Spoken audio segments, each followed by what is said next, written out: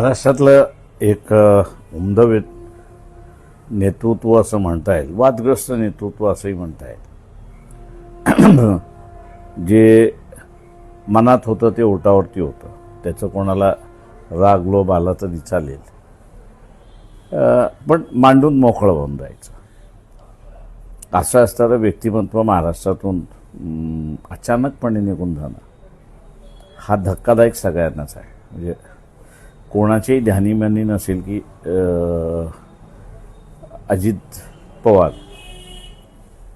यांचा मृत्यू अशा रीतीने होईल किंवा ते उद्या नसणार. मला तर हा महाराष्ट्राला धक्का आहे असं मी त्या ठिकाणी मानतो. पक्षाच्या वतीने आणि माझ्या वतीने आम्ही त्यांना श्रद्धांजली वाहतो. पुरोगामी नेत्यांमध्ये हे जे नावं घेतली जातात त्यामध्ये एक अजित पवार यांचं नाव होतं, याकडे कसं पाहतात?